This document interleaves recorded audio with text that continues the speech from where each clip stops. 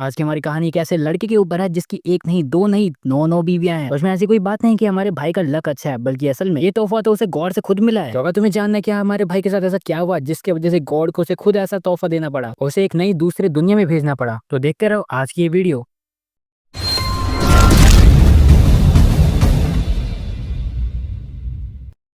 आज की हमारी कहानी टोया नाम के एक लड़के पे है जो एक गलत टाइम और गलत जगह पे होने के कारण एक्सीडेंटली मारा गया। लेकिन टोया जो था वो बिल्कुल शांत होता है, उसे अपनी जैसी जिंदगी से कोई लेना देना ही ना। जो गॉड होता है वो हमारे टोया को कहते हैं मेरे को माफ करना, मैं तुम्हें गलती से मार दिया। वो बताते हैं कि असल में गलती से हो गया था, तो इसलिए वो माफी मांगते इस चीज के लिए। असल में हमारा जो टोया होता है वो बिजली से मरा होता है। तभी जो टोया के ऐसे शांत स्वभाव को देख के हमारा जो गॉड होता है वो कहता है चलो ठीक है, एक काम करता है, तुम्हें एक नई वर्ल्ड में भेजते हैं, क्योंकि अभी वैसे भी तुम्हारी जवानी बची है मेरे दोस्त। वो टोया को बोलता है कि असल में तुम कोई चीज ऐसी है जो तुम ले जाना चाहते हो अपनी दूसरी दुनिया में। तब ये जो हमारा टोया होता है वो बोलता है हाँ वो असल में अपना ले जाना चाहेगा, तो फोन ले जाना चाहेगा। तब जो गॉड होते हैं वो कहते हैं चलो ठीक है, मैं तुम्हें सारी की सारी एबिलिटीज यूज करने की पावर भी देता हूँ, और साथ ही साथ तुम्हें ये भी पावर देता हूँ कि तुम अपने फोन को वहाँ पे चार्ज भी कर पाओगे। और तब टोया भी मान जाता है, गॉड भी मान जाते हैं, और तभी ये जो डील होती है फाइनल हो जाती है। और तब जो हमारे गॉड होता है वो भेज देता है हमारे टोया को एक नए वर्ल्ड में। अपना लड़का जागता है और देखता है कि असल में बिल्कुल एक नई दुनिया में आ चुका है। उसे कुछ नहीं पता था कि आजू बाजू में क्या है, लेकिन तभी टोया को गॉड की तरफ से कॉल आता है। गॉड जो होता है वो हमारे टोया को बताते हैं कि देखो उसके फोन में एक असल में मैप सिस्टम भी, जिसकी वजह से इस नई दुनिया में खोएगा नहीं। तो ये चीज के लिए गॉड को थैंक यू बोलता है और वहां से फिर चलता बनता है। तभी दिखाया जाता है कि वहां पे एक मर्चेंट आने लगता है, और टोया कैसे अजीबोगरीब कपड़े देख के वो उसे अपनी शॉप में इनवाइट करता है जहाँ पे वो रेयर कपड़े रखता है। वो जो मर्चेंट होता है वो हमारे टोया के कपड़े लेके उसे एक नए कपड़े देता है, और सिर्फ कपड़े ही नहीं बल्कि असल में उसे काफी सारे गोल्ड कॉइन्स भी देता है, क्योंकि उसकी जो ड्रेस होती है काफी रेयर होती है। तो इस चीज के लिए थैंक यू बोलता है और वहां से जाने लगता है। तभी वो पूछता है कि यहाँ पे कोई रहने के लिए जगह है। मर्चेंट बताता है हाँ क्यों नहीं है, आगे जाओ थोड़ा सा मिल जाएगी तुम्हें। तभी अपना जो टोया होता है वो जा ही रहा होता है, तभी उसे देखने को मिलता है कि असल में दो लड़कियां जो होती है वो बुली हो रही होती है दो लड़कों से। हाँ बिल्कुल सही सोच रहे हो, ये एक हारे मैनी में है। और तभी वहाँ पे हमारा टोया आ जाता है जो कि कहता है ये क्या कर रहे हो तुम लोग। कुंडी कहते हैं अपना काम करना, हीरो बनने आ जाते हैं। इतने में जो हमारा टोया होता है उसे मारने शुरू कर देता है, क्योंकि उसके पास उसको गॉड ने एबिलिटी दी होती है। और अपनी ऐसी सुपर ह्यूमन स्किल्स को दिखाने के बाद वो दो लड़कियां सेट हो जाती है और कहती है मेरा नाम एल्से और इसका नाम जिंजा है। और बिल्कुल सही, यहाँ से शुरू होता है अपना हरे महीने में। तभी सीन चेंज होता है, हमने दिखाया जाता है हमारा जो टोया होता है अपने लिए रूम बुक कर लेता है, और उसके बाद उन दो लड़कियों के साथ चले जाता है खाना पीना के लिए। तभी वो दो लड़कियां बताती है हमारे टोया को क्वेस्ट के बारे में, मतलब कि टास्क कंप्लीट करो पैसे लो। तभी टोया उन दो लड़कियों के साथ चले जाता है गिल्ड में जहाँ पे वो अपने टास्क चुनता है। और तभी हमारा जो टोया होता है उसे एक भी अक्षर समझ नहीं आ रहा होता है। तभी वो ऐसे से कहता है कि वो उसके लिए क्विज को पढ़ सकती है, क्योंकि उसे समझ नहीं आ रहा होता है कुछ भी। ऐसे कहती है हाँ ये वाला क्विज जो है हमारे लिए बिल्कुल सही रहेगा, और वो उन लोगों को नाइट के रूप में रजिस्टर करवाती है। और अपने हथियार लेने के बाद ये तो चले जाते हैं वन हॉर्न वाले वुल्फ को मारने के लिए। एक सिंग वाले वुल्फ को मारना असल में इन्हें 5 ही था, लेकिन असल में ये लोग 6 मार देते हैं, और उनके जो सींग होते हैं उन्हें तोड़ के ले जाते हैं। और इन लोगों की क्योंकि ट्रियो काफी ज्यादा अच्छी होती है, इसलिए काफी जल्दी उसे कर भी लेते हैं, इन लोगों को पैसे मिल भी जाते हैं गिरी के द्वारा जो ये लोग चाहे जो उसके ले रहे होते हैं। तभी हमारा जो टोया होता है एल्जा से पूछता है कि क्या वो उसे लिखना और पढ़ना सिखा सकती है उनकी लैंग्वेज। और अभी एल्जा कहती है ये काम तो मैं लिंजा पे छोड़ती हूँ। और अभी अपना टोया होता है उनसे ये भी पूछता है कि वो उस मैजिक को सीखना चाहता है, तो आखिर उसके लिए क्या करे। लिंजा बोलती है इसके लिए हमें पहले पता करना पड़ेगा कि आखिर तुम पे पावर कौन सी है। वैसे एक नॉर्मल बंदे पे वैसे वो 3 ही पावर यूज कर सकता है, यानी कि 3 ही एलिमेंट्स को यूज कर सकता है, और वो भी हद मार के, मतलब बाय चांस ही, मतलब हर कोई नहीं कर पाता। लेकिन जब हमारे टोया का टेस्ट होता है तो वो सारे के सारे एलिमेंट्स को यूज कर लेता है। इवन जो काफी ज्यादा रेयर एलिमेंट्स है उनको भी वो इजीली यूज कर पाता है, जैसे कि एक जगह से दूसरी जगह जाने वाला एक टेलीपोर्टेशन। इस तरह के मैजिक को काफी कम ही लोग यूज कर सकते हैं, और हमारे टोया उनमें से एक है। लिंजा कहती है तुम बिल्कुल गॉड गिफ्टेड हो क्योंकि तुम सारे एलिमेंट यूज कर सकते हो। और तभी हमें एक और लड़की को दिखाया जाता है जो कि असल में वहाँ पे शेफ होती है। उस लड़की का नाम एयर होता है। देखो प्रोनाउंसिएशन में कोई दिक्कत हो गई तो देख लेना। तभी एयर जो होती है वो बताती है कि असल में उसे कुछ नया बनाने, लेकिन उसे कुछ मिल नहीं रहा है, और वो मदद चाहती है। इतने में हमारा जो बंदा होता है वो अपना फोन निकालता है और कहता है ले भाई आइसक्रीम बनाएंगे अब तो। वो गूगल पे रेसिपी देखता है, उसके बाद बनाना शुरू कर देता है, और इतनी टेस्टी बनाता है कि सब लोगों को काफी ज्यादा पसंद आती है। और इसी के तहत थोड़ा सा सोशल वर्क करने के बाद अपना जो टोया होता है वहां से चले जाता है। तभी बीच रास्ते में वो लड़की की फोटो खींच रहा होता है। हेलो 911। तभी एल्सा बताती कि असल में वो लोग जो एक मिशन पे है, और उन्हें रॉयल फैमिली में जाके एक लेटर देना है, और अभी पहले उन्हें रेस्ट करना है यहाँ पे, और उसके बाद वहाँ पे जाना है और इस मिशन को कंप्लीट करना है। और जब ये लोग बात कर रहे होते हैं तभी हमें दिखाया जाता है कि एक भीड़ हो रही होती है, और वहाँ पे हमें एक लड़की को दिखाया जाता है। तो या उसके दोस्त होते हैं उस आवाज को सुनते हुए वहाँ पे चले जाते हैं, और देखते हैं एक समुराई वाली लड़की काफी सारे गुंडों को आसानी से मार रही होती है, लेकिन जैसे उसे भूख लगने लगती है वो कुछ नहीं कर पाती। और तभी वहाँ पे हमारा टोया आ जाता है, उसे बचा लेता है। अभी वो चार बेचारे वहां से भाग जाते हैं, और हमें दिखाया जाता है जब हमारा टोया जो होता है वो पूछता है तो आखिर क्या हो गया। वो जो समुराई गर्ल होती है वो बताती है उसका नाम है कुकुनाई, और असल में वो अपने ट्रैवलर्स के साथ भटक गई थी, एंड असल में वो कैपिटल जा रही थी। और क्योंकि उस समुराई वाली लड़की को काफ़ी ज़्यादा भूख लग रही थी, तो वो लोग सोचते हैं चलो भाई इसे पहले खाना ही खिलाते हैं। और तभी हमें दिखाया जाता है कोकोनट जो होती है काफ़ी भुक्कड़ों की तरह खाई जा रही होती है, लेकिन क्या करे भूख तो ऐसी होती है। और तभी जो हमारी एज़ा होती है वो बोलती है देखो हम लोग भी कैपिटल ही जा रहे हैं, तो आखिर क्या तुम लोग हमारे साथ आना पसंद करोगी? और इतने में वो जो लड़की होती है वो कहती है हाँ बिल्कुल क्यों नहीं। यहाँ पे 3 लड़कियाँ तो हो ही जाती है और ये लोग निकल जाते हैं उस कैपिटल की तरफ। तभी बीच रास्ते में जो हमारी लिंजा होती है वो हमारे टोया को एक बुक देती है और कहती है मैजिक स्पेल्स की बुक। इससे तुम जितने भी स्पेल्स होते हैं जो तुम्हें पसंद है या फिर तुम्हें सीखना है वो तुमसे सीख सकते हो। इसमें काफी सारे इंपॉर्टेंट स्पेल्स भी है। टोया कहता है चलो भाई अब बुक हाथ में है तो एक ट्राई तो हम भी मारेंगी। और अपने टोया होता है वो मैजिक का यूज करता है और अपने हाथ में एक रिबन सा ले आता है। और वो भी ज्यादा कुछ नहीं बस सोच के उस चीज के बारे में। मतलब इस दुनिया में ऐसे ऐसे मैजिक भी है तो फिर क्या ही सोच सकते हैं हम लोग। खैर अगर तुम लोगों के पास ही मैजिक होता तुम लोग क्या करते कि बस सोचो और आ जाएगा वो चीज। तभी हमें दिखाया जाता है कि हमारा जो टोया होता है वो एक और मैजिक को ट्राई करता है। और जब अपना टोया उस मैजिक को ट्राई कर ही रहा होता है तभी उस मैजिक से उसे पता चलता है कि आजू बाजू में कहीं ना कहीं तो खून बह रहा है। और इतने सुनते ही वो लोग निकल जाते हैं उस खून वाली जगह पे। सभी हमें दिखाया जाता है कि वहाँ पे काफी सारे विजार्ड्स होते हैं जो कि उन कुछ ट्रैवलर्स को मार रहे होते हैं। लेकिन तभी टोया उसकी टोली आती है और वहाँ पे सभी विजार्ड्स को मारने लग जाती है।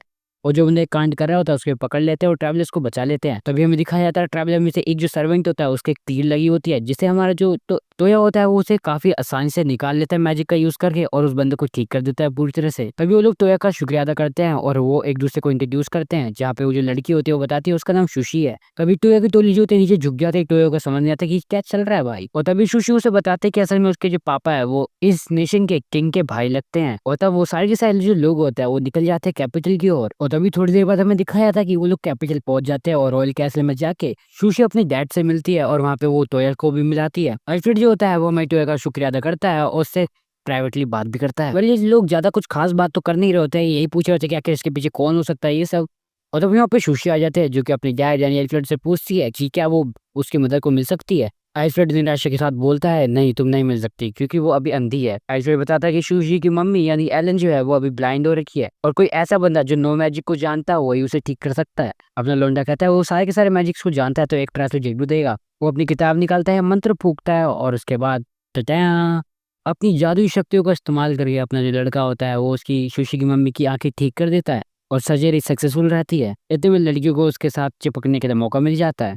तभी थोड़ी टाइम बाद हमें दिखाया जाता है जहाँ पे एल्फ्रेड जो होता है वो उसे काफी सारे प्लेटिनियम कॉइन्स को ऑफर कर रहा होता है जो कि अप्रोक्स 4 मिलियन येन्स के इक्वल होता है। वैसे ये उसके भलाई के लिए होता है क्योंकि उसने इतना अच्छा काम किया है। कभी ये सीन होता है चीज होता है हम लोग को दिखाया जाता है कि ये लोग जो होता है चले जाते हैं कैपिटल से बाहर और सभी हमारे जो समुराई वाली लड़की जो होते हैं वो पूछते हैं कि क्या वो उनके साथ जा सकती है, वो लोगों के साथ सफर करना चाहती है जैसे पोकेमोन में करते हैं। तो ये कहता है मेरे तो मजे ही मजे, तो मैं क्यों मना करूंगा भाई। अपनी सिटी में पहुंच जाने के बाद हमारी टोया होता है वो देखता है कि असल में एक लड़की फिर से खो गई है और वो लड़की जो होती है वो बताती है कि असल में वो खो गई है अपनी बड़ी बहन से। टोया कहता है अरे तू चिंता क्यों लेती है, मेरे पास है ना जादुई यंत्र। वो अपना जादुई यंत्र निकालता है और कहता है ये रही तेरी बहन और उसको उसकी बहन से मिला देता है।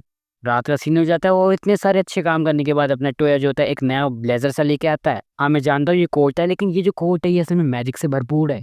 ऐसे ही अच्छे दिन बीत रहे होते हैं, हमारा टोया जो होता है अपने दोस्तों के साथ घूम रहा होता है, खेल रहा होता है, मैजिक सीख रहा होता है।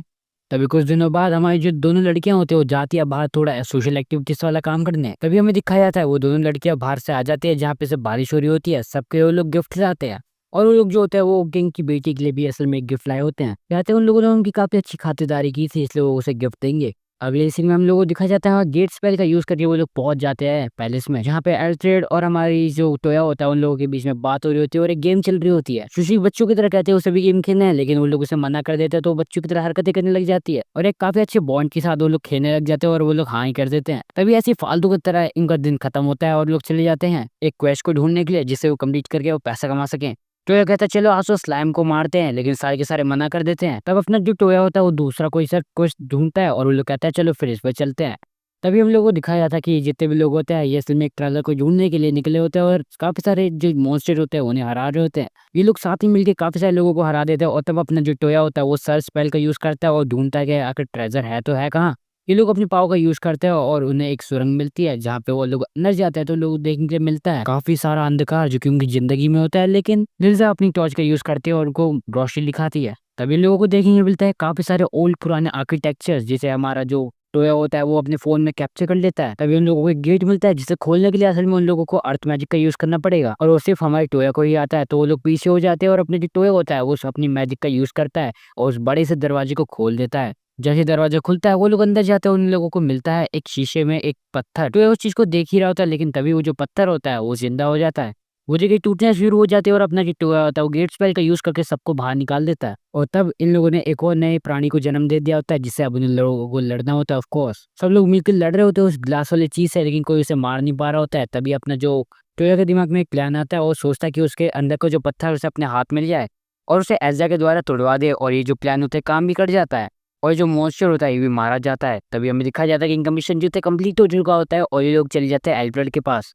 ये लोग एल्फ्रेड के पास जाते हैं, उसे सारी की सारी इन्फॉर्मेशन बता देते हैं उस मॉन्स्टर के बारे में, और एल्फ्रेड जो होता है उन्हें थैंक यू कहता है इस चीज़ के लिए।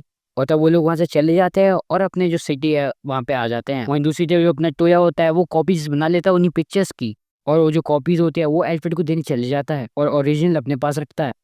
लेकिन जब वो उसे देने वहाँ पे पहुँचता है तब वो देखता है कि एल्फ्रेड जो जल्दीबाजी में कहीं जा रहा है, और वो बताता है कि असल में उसके भाई को मार दिया गया है पॉइजन देके। मतलब अभी पूरी तरह से मरा नहीं है, लेकिन अपनी आखिरी सांसें गिन रहा है। इस चीज़ को सुनने के बाद एल्फ्रेड जो होता है वो हमारे टोया को भी अपने साथ ले जाता है उसके भाई के पास। जब वो दोनों जाहिर होते हैं तब जो एल्फ्रेड होता है वो हमारे टोया को बताता है, देखो मेरे को तो लग रहा है ये किसी की साजिश है, क्योंकि कहते हैं ना सत्ता की शक्ति जो सबको चाहिए होती है, और उसे लगता है कि असल में उसकी जो बेटी है उस पर प्रेशर आएगा और कहीं ना कहीं कोई उससे शादी करने की कोशिश करेगा ताकि वो अगला किंग बन जाए। और जो अपना टोया होता है वो सोचते था कि हाँ भाई अब तो भाई कुछ तो मैटर करना पड़ेगा यहाँ पे। तब ये सीन होता है चेंज होता है, हम लोग को दिखाया जाता है पैलेस। यहाँ पे हमारा जो एल्फ्रेड होता है वो अपने भाई के पास मिलने जा ही रहा होता है, लेकिन तभी बीच में उनका एक सर्वेंट आ जाता है, जिसकी असल में वहाँ के किंग का असल में खास एक सर्वेंट होता है, और वो एल्फ्रेड को वहाँ का सारा सीन बताता है। लेकिन एल्फ्रेड जब जा ही रहा होता है तभी उसे पता होता है कि इसके अंदर तो बहुत खोट है भाई। तब जो एल्फ्रेड होता है वो अपने भाई के पास मिलने जाता है और वो देखता है उसका जो भाई होता है वो बिल्कुल ही बेड पे लेटा हुआ होता है, पॉइजन्ड होता है। तभी वो अपने टोया को कहता है कि उसके ऊपर नो मैजिक का यूज करे, और टोया उस नो मैजिक का यूज करके किंग को ठीक कर देता है। किंग कहता है वाह मेरे बेटे तेरा बहुत बहुत शुक्रिया।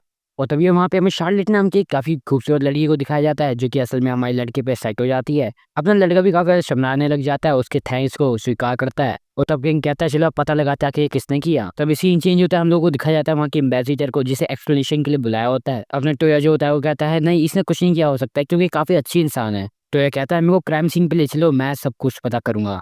इतना कह के किंग मान जाता है और उसको क्राइम सीन की तरफ भेज देता है। अपना जो टोया होता है वो सर्च मैजिक का यूज करता है और उस वाइन की बोतल या फिर उससे रिलेटेड कोई भी चीज ढूंढता है। अपना जो टोया होता है वाइन की बोतल का यूज करके समझ जाता है क्या कि किसने काम किया है, और तभी वहाँ पे सभी के सभी इकट्ठा होते हैं और टोया कहता है ये हम में से किसी ने किया है। कहने का मतलब यहीं बीच में हम लोगों के एक कातिल है, और वो ये भी बताता है कि असल में किंग के गिलास में ही जहर होता है, वाइन से नहीं निकला होता। इतने ही सुनते ही जो किंग का खास बंदा होता है वहां से भागने की कोशिश करता है, लेकिन हमने टोया उसे आसानी से पकड़ लेता है। कद्दू वहाँ पे फूट जाता है, और इसी के साथ वहाँ की जो प्रिंसेस होती है उसका दिल आ जाता है अपने लड़के पे। तभी जो प्रिंसेस यूमिना होती है असल में वहाँ पे बैठ के चाय वाय पी रहे होते हैं, और तभी जो हमें यूमिना होती है उनके बीच में ये बोल देती है कि चलो अब से ये मेरा पति बनेगा। टोया की आते बाहर आ जाती है और कहता है क्या ये कब से हो गया। किंग बोलता है चलो फिर मंडप सजाते और क्या। टोया कहता है अरे मैं तो अभी बच्चा हूँ यार, मेरी अभी उम्र थोड़ी हुई है शादी वादी करने की। और तब जो किंग होता है कहता है कोई ना शादी वादी का जब टाइम होगा तब करेंगे, अभी तो एंगेजमेंट कर लेते हैं और शादी पक्की करते हैं। तो ये कहता है चलो ठीक है भाई कोई बात नहीं, अब इतनी सही लड़की मिल रही है तो कौन मना करे। तभी हमारे टोया को कॉल आता है गॉड का, जो कि कहता है ओ कॉन्ग्रेचुलेशन तुम्हारी बीवी मिल गई। इतने में सीन चेंज होता है, हमें यूमिना को दिखाया जाता है जो कि असल में अब से हमारे टोया की टोली में अब भर्ती हो चुकी है, और क्योंकि अब ये टोया की होने वाली वाइफ है तो कोई तो इसे उल्टा बोल नहीं सकता है। तो ये तीनों लड़कियां कुछ नहीं बोलती हैं, लेकिन फिर भी ये जो हमारी यूमिला होती है इनकी टीम में आ जाती है। अब ये लोग टास्क पे निकले होते हैं और हमारी यूमिला जो होती है 3 फॉक्सेस को बुलाती है, और वो जो होती है उन्हें भेज देती है वुल्फ को येटी को लाने के लिए, और वो जो होते हैं वो ले आते हैं येटीज को। और तभी टोया की टोली जो होती है उन सारे के सारे जो येटी होते हैं उन्हें पकड़ लेती है, और घूस और मैजिक का यूज करके वो लोग जो येटी होते हैं हार जाते हैं। और टोया अपनी टोली को कहता है कि वो सारे के सारे क्यूट और स्ट्रॉन्ग है। तभी सीन चेंज होता है, हम लोग को दिखाया जाता है येटी को बेचने के बाद और पैसे लेने के बाद अपना जो टोया होता है वो अपने लिए एक बीस्ट निकाल रहा होता है या प्यूगन की पेट, और अपने मैजिक का यूज करके वो वहाँ पे एक स्नो वाइट टाइगर निकाल देता है। लेकिन वो जो टाइगर होता है उसे वो 2 चुटकी में हरा देता है ताकि वो उसकी बात माने। वो जो टाइगर होता है अब से उसकी बात मानने लग जाता है और कहता है कि अब से वो उसका पेट है, और उसको एक नाम देने के लिए कहता है। अपना जो टोया होता है वो उस टाइगर को कुहाकू का नाम देता है। वो टाइगर इस चीज से खुश होता है, तब वो उससे पूछता है कि क्या वो उसके साथ अपने मास्टर के साथ रोज रह सकता है हर टाइम। लेकिन वो काफी बड़ा होता है, इसलिए जो कोहाको होता है अपने आप को छोटा एक बिल्ली ऐसा बना देता है, और तब जो प्रिंसेस होती है वो उसके साथ खेलने लग जाती है। और तभी अगली सीन में हमें दिखाया जाता है कि ये लोग निकल जाते हैं स्लाइम को मारने के लिए, लेकिन कोई भी लड़की जो होती है वो खुश नहीं होती इस चीज़ से, और वो बताते हैं कि असल में जो स्लाइम होते हैं वो काफ़ी ज़्यादा फॉरवर्ड होते हैं और वो लड़कियों के कपड़े फाड़ देते हैं, और इसलिए लड़कियां जो होती है वो बिल्कुल भी स्लाइम को पसंद नहीं करती और ऐसे स्लाइम वाले मिशंस को अवॉइड करते हैं। लेकिन अपना जो लोंडा होता है कहता है चलो भाई हम बिल्कुल जाएंगे, उन्हें मार के आएंगे। यूमिना की नज़र उसी पे होती है क्योंकि उसे पता होता है कि आखिर वो क्या कर रहा है। मैं टोया की बातें तुम भी समझ रहे हो है ना। तभी हमें दिखाया जाता है कि वो घर के अंदर जाते हैं जहाँ पे उन्हें स्लाइम्स दिखती हैं। सबसे पहले वो जितने भी लोग होते हैं सारे के सारे जाते हैं, उस स्लैम के बारे में काफ़ी सारी नॉलेज इकट्ठा करने लग जाते हैं। नॉलेज मिलने के बाद जैसे वो लोग बाहर आते हैं उन्हें काफ़ी सारी स्लैम्स दिखती है, ग्रीन स्लाइम्स। लेकिन हमारा टोया और कोहाकू जो होता है उन सारे के सारे स्लैम्स को बिल्कुल साइड में कर देते हैं। लेकिन ये इतना काफ़ी नहीं होता है, और जो स्लाइम्स होती है वो उन सारी लड़कियों को एक नीचे अंडरग्राउंड रास्ते से नीचे भेज देते हैं। और हमारा एक टोया और उसकी जो टोली होती है बिल्कुल अलग हो जाती हैं। और जैसे कि स्लाइम करते ही हैं वो उनके कपड़े फाड़ने लग जाते हैं। लेकिन टोया जो होता है उन सभी को वापस ले आता है गेट मैजिक की मदद से। टोया देखता है कि उन सबके कपड़े फट चुके हैं और यहाँ पे नॉटी हो रहा है अपना लड़का। तभी हमें दिखाया जाता है जैसे तैसे करके ये लोग जा ही रहे होते हैं। और तब जैसे ही ये लोग जा ही रहे होते हैं, अभी लोग को देखने मिलता है कि वहाँ पे काफी सारी मूर्तियां होती है, लेकिन मूर्तियों के बेस में असल में वहाँ पे स्लाइम्स रहती हैं। लेकिन जो हमारी युमिला होती है उन सारे स्लाइम्स को वहाँ से भगा देती है अपनी पावर यूज करके। तभी अगला सीन हमें दिखाया जाता है जहाँ पे अपना जो टोया होता है वो अंदर जाता है और वहाँ पे उसे काफी सारी स्लाइम्स दिखती हैं। और वो देखता है कि वो जो स्लाइम्स होती है वो लड़कियों का भेष बदलने लग जाती हैं। बेशक उन पे कपड़े तो होते नहीं है। तो यहाँ पे फिर से नोटी हो आता है हमारा टोया। और यहाँ पे तुम्हें भी पता चल चुका होगा टोया की इंटेलिजेंस क्या थी। लेकिन इन दी एंड वो लोग जो होता है उस पूरे के पूरे घर को जला देते हैं। और तभी अगले दिन हमें दिखाया जाता है, और हमें दिखाया जाता है कि वहाँ पे एक और लड़की खो गई होती है। लेकिन टोया वहाँ पे आता है और अपने जादू यंत्र को निकालता है और जीपीएस का यूज करके उसकी मम्मी को ढूंढ लेता है। और तब जो हमें टोया होता है सामने वाली लड़की को बताता है कि असल में इसे साइंस कहते हैं, ये एक तरह का जीपीएस सिस्टम है जिसके वजह से वो किसी को भी ढूंढ सकता है। तभी जो समुराई वाली लड़की होती है वो कहती है कि उसका भाई को भी ढूंढना है, क्या ये जीपीएस उसे ढूंढ सकता है। तभी हमारा जो वो कहता है हाँ बिल्कुल क्यों नहीं। अगले सीन में हमें दिखाया जाता है कि ये लोग जो होते हैं इनको काफी तेज भूख लग रही होती है, खासकर उस समुराई वाली लड़की को। तो इसलिए ये लोग यहाँ पे खाना खाने आए होते हैं। तभी हमारे टोया बताते हैं कि असल में उसका भाई जो जिंदा है, और इसी खुशी में हमारी जो समुराई वाली लड़की होती है काफी दबा के खाती है। तभी अगली सीन में हमारा जो टोया होता है वो अपने फोन के ऊपर मैजिक का यूज करता है और अपने फ़ोन को आर पार देखने की शक्ति दे देता है। और जब वो उस चीज़ का यूज़ करता है तो वो देखता है कि बाजू वाले में अहम अहम कैसे रहने दो। खैर तभी हमें दिखाया जाता है रिंजा जो होती है वो हमारी टोया से मिलने आती है और कहती है कि असल में एंशिएंट मैजिक जो होता है नहीं पढ़ पा रही होती है। और इस चीज़ को सॉल्व करने के लिए जो हमारा टोया होता है उसके लिए एक तरह का चश्मा बनाता है जो कि एंशिएंट मैजिक को पढ़ सकता है। और जो हमारी लिज़ा होती है उन चश्मों को पहनने के बाद एंशिएंट मैजिक को पढ़ती है और वो उन्हें पढ़ पा रही होती है। और तभी उसको एक नया मूव मिलता है जो कि वो सोचती है कि उसे ट्राई करेगी। वो एक वाटर मैजिक स्टाइल होता है। लिज़ा जो होती है इस मैजिक पे काफ़ी ज़्यादा ट्राई करती है, लेकिन उसका माना खत्म हो जाता है और अपना जो बंदा होता है उसे काफ़ी सारी मदद भी करता है। हमारा टोया जो होता है लिज़ा को काफ़ी मदद करता है हर एक चीज़ में। और फाइनली जो हमारी लिज़ा होती है उस अटैक को सीखने में सक्सेसफुल हो जाती है।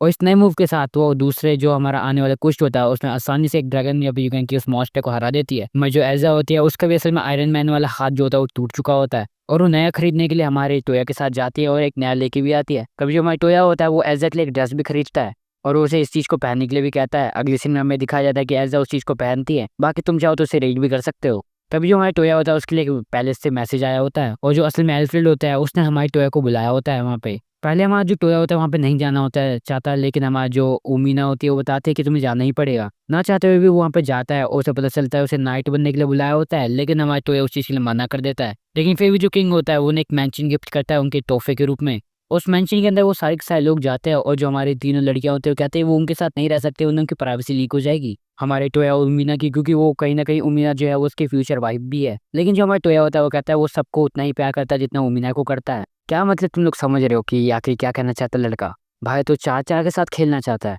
तब इस सी शिफ्ट होता है हम लोग को दिखाया जाता है जितने भी वहाँ पे बटलर सर्वेंट सब होते हैं एक दूसरे को इंट्रोड्यूस करते हैं हमारी टोया से और उनकी फैमिली से। और ये यूज करने के बाद जितने भी लोग होते हैं सारे के सारे काम पे निकल जाते हैं। तभी ऐसी दोपहर की चाय के चुस्की के साथ हमें एल्फ्रेड और सुशी को दिखाया जाता है हमारे टोया के घर पे। एल्फ्रेड बताता है कि असल में वो टोया की मदद चाहता है, उसके गेट स्पेल से वो मिस पील के पास जाना चाहता है। लेकिन टोया बताता है ऐसी वो जगह नहीं टेलीपोर्ट कर सकता जो उसने देखी ना हो। और तब एल्फ्रेड कहता है चलो फिर तुम्हें दिखाते हैं। अगले सीन में हमें दिखाया जाता है कि इनकी जो टोली होती है ये जा रही होती है। तो एल्फ्रेड जो होता है वो हमारे टोया को मिस पील के रॉयल कैपिटल को भेजता है। तभी हमें दिखाया जाता है कि बीच रास्ते में ये लोग काफी ज्यादा गेम वेम खेल रहे होते हैं, काफी मजे वाली जिंदगी जी रहे होते हैं। रात में कैंपिंग करना, एक दूसरे को स्टोरी सुनाना। और जैसे हमारे टोया की स्टोरी खत्म होती है तभी उन्हें पता चलता है कि आसपास कहीं ना कोई दुश्मन है। लेकिन जो अपना टोया होता है वो कहता है कोई दिक्कत नहीं है, अपना जीपीएस निकालता है और सभी बंदों को बता देता है कि ये इनकी लोकेशन है और मारो इन्हें। अपने टोया की मदद से सारे के सारे जो गुंडे होते हैं वो काफी आसानी से पिट जाते हैं। तभी लड़कियों की चापलूसी के कारण हमारे टोया को पता चलता है कि यहाँ पे एक नाइट है जिसका नाम लायन है और वो ओगा से काफी ज्यादा मन ही मन प्यार करता है, लेकिन वो काफी डरता है इसलिए वो उसे कभी ओगा को बताता नहीं है। और तब ये लोग जिंगुरू की तरह उनकी जिंदगी में घुस जाते हैं। तभी अगले सीन में दिखाया जाता है कि इन लोगों ने ठान लिया होता है कि दोनों की दोस्ती करा के रहेंगे। और सुबह की बाजार की भीड़ में इन लोगों को दिखता है हमारा नाइट लायन। ये लोग जो होते हैं उस नाइट के पास जाते हैं और कहते हैं और भाई कैसा है। तब जो वहाँ पे आर्मा होती है, जो कि असल में ओगा की बहन होती है छोटी, वो एक तरह से प्रिंस को इशारा देते हुए कहती है ये जो चीज़ है ये मेरी बहन को काफ़ी ज़्यादा पसंद है। वहाँ से निकल जाते हैं और देखते हैं कि असल में जो नाइट है वो वही खरीदता है। और जब ये लोग सुबह सुबह निकलने ही वाले होते हैं, तभी हमारा जो टोया होता है वो नोटिस करता है कि ओगा के सर पे वही वाला गिफ्ट है जो कि असल में उसे उस नाइट ने दिया होता है। लेकिन वहीं टोया को फील हो रहा होता है कि यहाँ पे आजू बाजू में कोई है, लेकिन वो अपनी प्रेजेंस को सील कर पा रहा है। और इतना देख के वो वहाँ से चले जाते हैं। और तभी हमें दिखाया जाता है कि रास्ते में जो एक विलेज आता है, वहाँ पे असल में एक ड्रैगन ने तबाही मचा रखी है। पूरे के पूरे विलेज को आग ही आग से भर दिया होता है। और तभी हमारी टोया होता है उस ड्रैगन को मारने वहाँ पे जाता है। टोया और उसकी टोली जो होती है वहाँ पे आ जाती है, और टोया जो होता है अपने मैजिक का यूज़ करके उस ड्रैगन के पंख काट देता है। परिंदे से उसके पंख छीनने के बाद भी वो लड़ना चाहता है, लेकिन वो अपने आजू बाजू एक आग की लेन बता देता है। लेकिन टोया की टोली आती है और उस ड्रैगन को नॉकआउट कर देती है। लेकिन तभी वहाँ पे हमें एक रेड ड्रैगन देखने मिलता है, जो कि असल में उसका ये एक कॉमरेड होता है। वो जो होता है अपने साथी को ऐसे मरता हुआ देख वहाँ पे जाता है, लेकिन वो पहचान जाता है कि टोया के पास बहुत शक्तियाँ हैं और उससे माफ़ी मांगता है जो भी उसके साथी ने किया होता है उस चीज़ के लिए। तभी अगली सीन में हमारा जो टोया होता है वो जाता है और सोचता है कि चलो भाई सो जाते हैं थोड़ा, लेकिन सुबह उठ के देखता है कि असल में अपनी वाइफ के पाँव में सोया है। ऐसी चीज़ को देखने के बाद तीनों लड़कियों की चल जाती है और कहती है हाँ करो भाई करो। टोया मन ही मन कहता है देखो क्या है भाई।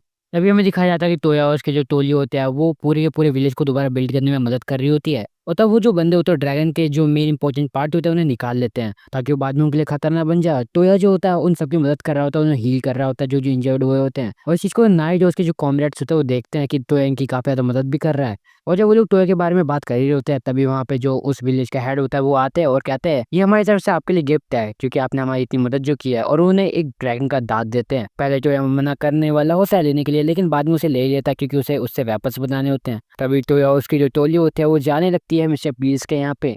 और थोड़ी देर बाद वो लोग पहुंच जाते हैं मिस्टर पीस की कैपिटल सिटी में, जो कि असल में 3 ताज में साथ में उनके ऐसा लग रहा होता है। और अब जो किंग होता है वो हमारे टोया को थैंक्स कहता है क्योंकि उसने बीच रास्ते में उनकी जो विलेज है उसमें काफी ज्यादा मदद भी की होती है उस ड्रैगन को मार के। तभी जो हमारी उमीना होती है वो अपने आप को इंट्रोड्यूस करते हुए कहते हैं कि असल में उनकी जो किंगडम है उनके साथ अलाय बनाना चाहते हैं। इनके बीच में अलाय बनेगा कि नहीं बनेगा ये तो बात की बात है, लेकिन तभी जो किंग होता है उसको काफी ज्यादा इंटरेस्ट होता है हमारे टोया में, क्योंकि असल में किंग को जो है वो स्ट्रॉन्ग बंदों से लड़ने में काफी ज्यादा मजा आता है। इसलिए वो हमारे टोया को इन्वाइट करता है एक ड्यू बैटल के लिए। ये एक 1v1 मैच होने वाला होता है और तभी हमारे टोया होता है और किंग के बीच में बैटल जो थी शुरू होती है। टोया अपने मैजिक का यूज करके किंग को वहीं पे इतनी जल्दी हरा देता है, लेकिन तभी किंग कहता है कि उसे एक बार और मैच करनी है, वो भी इस बार अपनी पूरी शक्ति के साथ। टोया मान जाता है इस बात के लिए और तब जो किंग होता है अपनी असली शक्ति के साथ अटैक करना शुरू करता है। और जो टोया के जो मैजिक होता है वो भी कोई काम नहीं करते हमारे किंग पे। किंग काफी आसानी से उनसे बच जा रहा होता है और तब किंग भी मैजिक का यूज करने लग जाता है और तब होती है एक तगड़ी मैच शुरू, जहाँ पे दोनों के दोनों मैजिक का यूज करके बिल्कुल फुल तेजी में अटैक कर रहे होते हैं एक दूसरे पे। दोनों काफी ज्यादा स्पीड में होते हैं, तो बस उनकी तलवारें टकरा रही होती है वही दिख रहा होता है।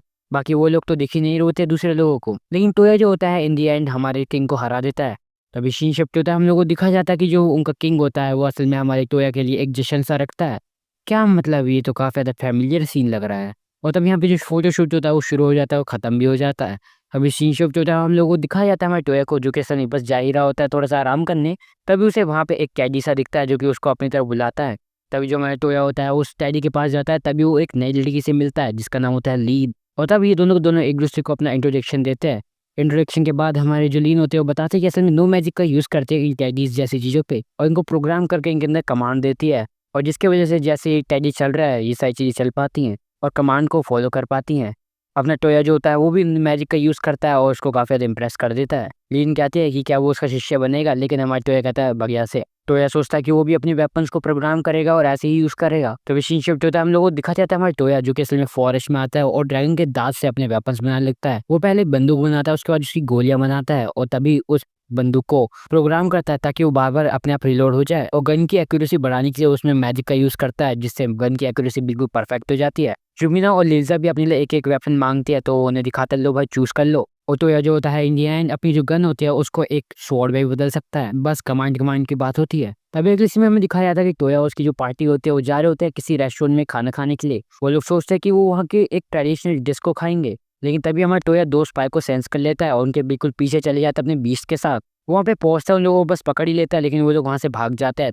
लेकिन टोया भी अपने मैजिक का यूज करता है और लोगों को फिर से पकड़ लेता है। टोया उन स्पाई को पकड़ते टाइम उनकी चेस्ट को पकड़ लेता है, जिससे उसे पता चलता है असल में दोनों की दोनों लड़कियां हैं। नोटी हो रहा है फिर से भाई। और वो जो स्पाई होती है वो बताते हैं कि असल में किंग नहीं उनके पीछे उन्हें भेजा होता है। और इस चीज को सुनने के बाद हमारा जो टोया होता है उन दोनों को छोड़ देता है और टोया जो होता है वो करियर नाम के उस डिश को खाने वहाँ पे पहुंच जाता है। और इन द एंड वहाँ पे पहुँच के वो अपने मिशन को कंप्लीट करता है और दोनों के दोनों किंग्स को मिला देता है। वहाँ पे दूसरी तरफ हमें स्त्रीन को दिखाया जाता है जो कि कहती है वो अपने शिष्य से मिलने उसकी सिटी बेलफास्ट में जाएगी। तभी हमें दिखाया जाता है उनके मेंशन का सीन जहाँ पे हमें टोया और उसकी टोली जो होती है गेट मैजिक यूज करके अपने मेंशन वापस घर आ जाते हैं और उनके बेटे से उनका स्वागत करते हैं। लिजा और यूमिना जो होते हैं उनके लिए काफी सारे गिफ्ट्स मिलाए होते हैं। ऐसी थकान भरी जिंदगी के बाद फाइनली जो अपना वो फाइनली इतने टाइम बाद एक दोपहर की नींद मारता है। थोड़ी देर के बाद अपना जो टोया होता है वो शाम को उठता है और शाम को फ्रेश होने के लिए निकलता है, लेकिन वो गलती से कुछ अलग ही दृश्य देख लेता है और इस चीज को देखने के बाद अपना जो टोया होता है उसको काफी डांट सुननी पड़ती है। तभी जो शाम का सीन हमें दिखाया जाता है जहाँ पे हमारा जो टोया होता है वो एक साइकिल बनाने की कोशिश कर रहा होता है। तभी एल्फ्रेड वहाँ पे आता है और कहता है टोया तुम क्या कर रहे हो।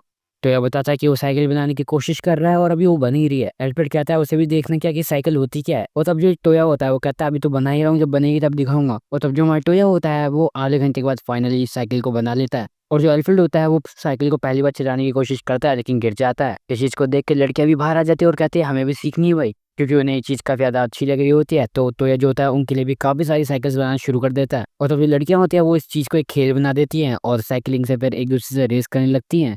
ऐसे ही टोया उसकी टोली जो होती है काफी ज्यादा मजे ले रहे होते हैं और रेसिंग कर रहे होते हैं। काफी देर के बाद जी जो चीज होती है एक टूर्नामेंट जैसी हो जाती है और सबको एक दूसरे को हराती है। फाइनली इन दी एंड जो होते हैं ये लड़कियां काफी ज्यादा खुश रहती हैं और तभी एल्फ्रेड आता है और कहता है उसे इको साइकिल चाहिए। अपना टोया जो होता है वो बस रास्ते में जा ही रहा होता है सामान लेने के लिए, तभी उसे दिखते हैं कि दो बंदे जो होते हैं एक लड़की को परेशान कर रहे होते हैं। टोया कट्टा निकालता है, कहता है निकलो यहाँ से, और दो गोलियां मार के साइड कर देता है उन्हें। और तभी हमारी जो लड़की होती है वो कहती है वो काफी ज्यादा भूखी है और वो कहीं जा भी नहीं सकती है। अपना टोया जो होता है उस लड़की को कुछ खाने के लिए पीने के लिए देता है। तभी टोया को पता चलता है कि ये जो लड़की है असल में एक ऑर्फन है, इसके मॉम डैड नहीं है और ये ऐसी स्ट्रीट पे भटकती रहती है। इस चीज को सुनने के बाद जो अपना टोया होता है उस लड़की को अपने ही घर में एक मेड की तरह रख लेता है और इसी तरह जो हमारा टोया होता है उसे एक घर भी दे देता है। वो लड़की उनके घर में मेड जैसे आ जाती है और जो जितने भी मेड और बाकी कर्मचारी होते हैं वो बताते हैं कि वो उसे सब कुछ सिखाएंगे। तभी हमें टोया को याद आता है कि असल में उसे तो साइकिल बनानी थी। टोया सामान लेने के लिए अपनी टोली के साथ निकल जाता है बाहर। तभी वहाँ पे उन्हें आर्मा दिखती है रास्ते में एंड वो उसे भी ज्वाइन करवा लेते हैं। और तभी बीच रास्ते में उन लोगों को ओगा और नाइट लाइन भी मिलते हैं और इनकी केमिस्ट्री देखने के लिए ये लोग चले जाते हैं उनके पीछे पीछे। तभी लोग देखते हैं कि जो नाइट लाइन है वो असल में उसका हाथ पकड़ना चाहता है लेकिन वो पकड़ नहीं पा रहा होता है। तो उन लोगों को बस घूरे जा रहा होता है, देखे जा रहा होता है और यूमिना को बिल्कुल ही नेग्लेक्ट कर रहा होता है। तभी जो टोया होता है वो अपने फोन के कैमरा यूज करता है और लोगों को देखने लग जाता है। वो लोग इन लोगों को छुपके छुपके देख रहे होते हैं। तभी इन लोगों की जो डेट होते हैं वो खत्म हो जाते हैं, बाहर आते हैं। तब जो आर्मा होती है वो अपनी बहन से मिलने जा ही रही होती है। तभी उनको वहाँ पे उनका जो किंग होता है वो मिलता है। किंग भी असल में उनका पीछा ही कर रहा होता है। तभी ये लोग जो होते हैं इन लोगों को छुपके छुपके देख ही रहे होते हैं लेकिन इनकी बिल्कुल भी कोई प्रोग्रेस नहीं हो रही होती है। लेकिन तभी वहाँ पे गुंडे आ जाते हैं जो कि असल में वहाँ पे मारपीट करने लगते हैं। लेकिन तभी हमारा जो लाइन होता है वो आगे जाता है। ये लोग सोचते हैं कि लोग आगे नहीं जाएंगे लेकिन टोया से रहा नहीं जाता है एंड वो सीधे वहाँ पे चले जाता है और लोगों की ऐसी की तैसी कर देता है। टोया जो होता है वो लाइन के पास जाता है। टोया लाइन को कहता है अपनी फीलिंग्स बता दो, अभी टाइम है वरना बाद में नहीं मिलेगा। और लकीली ओगा के अंदर भी वही फीलिंग्स होती है जो हमारे लाइन के अंदर होती है। तो यहाँ पे भाई का तो सेट हो गया।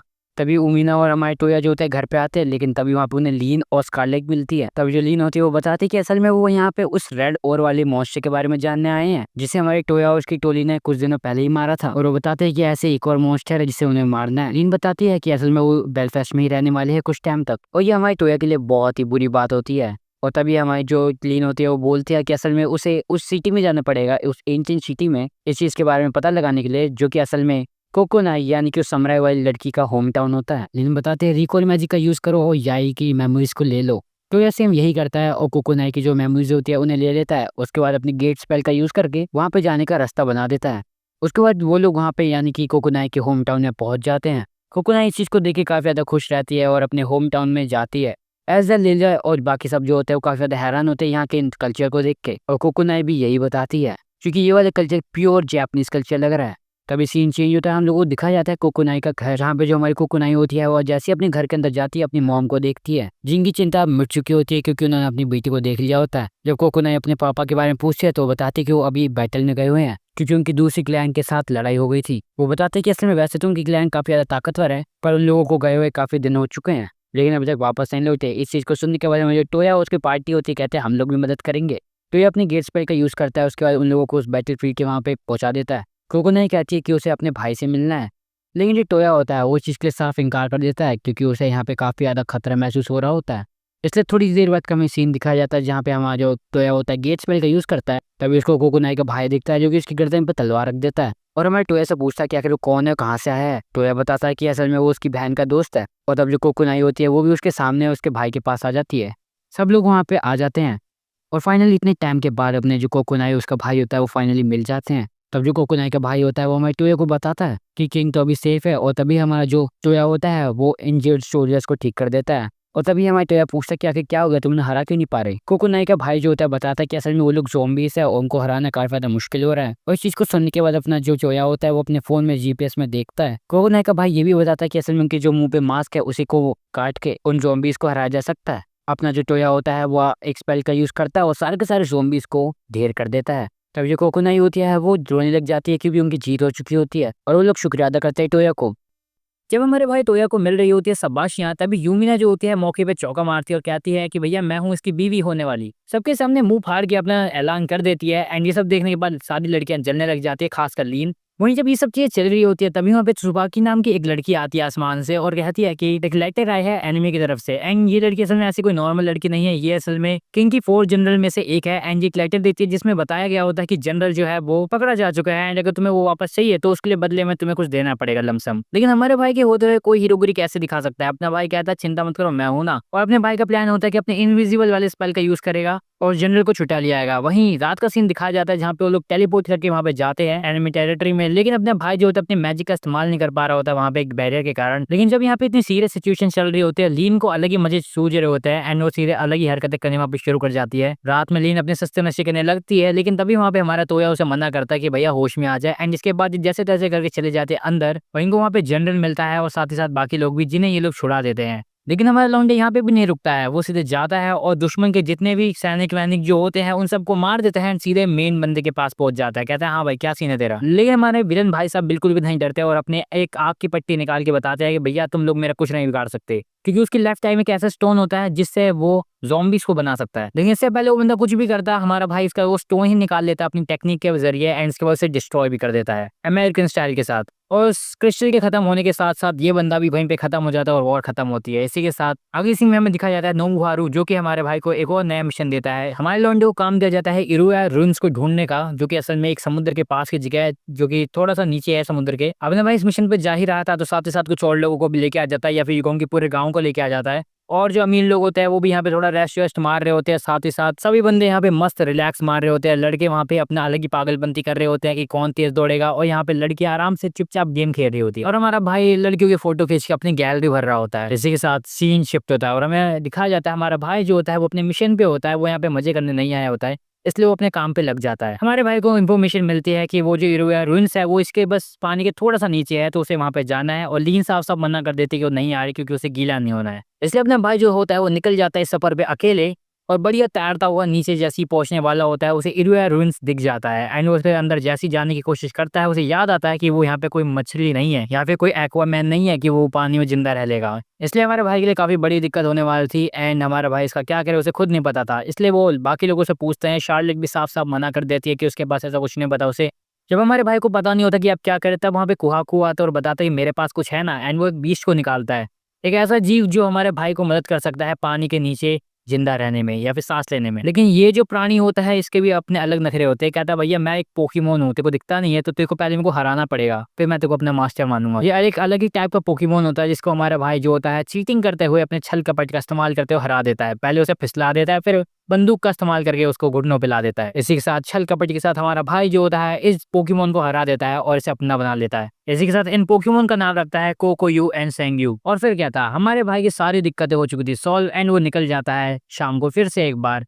जैसे अपने भाई इस बार अपने नए पोकेमोन के साथ नीचे पहुंचता है उसे वहां पे वो चीजें दिखती है जो उसे चाहिए था, लेकिन वहां पे एकदम से वो टेलीपोर्ट हो जाता है एक गार्डन में जहाँ पे उसे एक अजीब सी लड़की मिलती है फ्रांसिस्का नाम की। लेकिन सिर्फ अजीब ही नहीं बल्कि अश्लील भी होती है क्योंकि इसने कुछ नीचे से पहना ही नहीं होता है, वो भी जानबूझ के, वो तो मैं आगे बताऊंगा क्यों। लेकिन हमारा भाई जो होता है वो किसी भी हरे मैन्यू की तरह ठरकी नहीं होता है यहाँ पे। वो उसे कहता है भाई तू कपड़े पहन ले पहले, उसके बाद देखते हैं कि क्या बातचीत करनी है। तभी वहाँ पे फ्रांसिस का कपड़े पहनने के बाद उससे बात करती है और कहती है कि असल में ये गार्डन 5000 साल पुराना है, वो एक डॉक्टर के द्वारा बनाया गया है और फ्रांसिस्का ये भी बताते कि असल में डॉक्टर ने एक टेस्ट के बारे में कहा था जिसमें वो अंडरवियर नहीं पहनेगी और देखेगी कि सामने वाला बंदा रेडी है टेस्ट के लिए कि नहीं। लेकिन अब टेस्ट से घंटा फर्क नहीं पड़ता है क्योंकि फ्रांसिस्का का जो दिल है वो हमारे भाई ने पहले ही चुरा लिया है। तुम्हारी फ्रांसिस्का सीधे सीधा बोल देती है भैया ये जो देखो गार्डन दिख रहा है ये सिर्फ इतना ही नहीं बल्कि इसके साथ और भी आइलैंड्स है वो भी तेरे हो गए अब से। लेकिन मेरे प्रोफेसर ने कहा था एक बंदा आएगा जो इतना स्ट्रांग होगा कि क्या ही बोले बिल्कुल महाबली शक्तिशाली लेकिन वो अश्लील नहीं होगा और फ्रांसिस्का को लगता है कि यही वो आदमी है। इसी के साथ फ्रांसिस्का काम की बात पे आते और बताते कि अब यहाँ पे असल में बहुत सारे आइलैंड्स हैं और सबके अपने अपने फंक्शंस है फीचर्स है।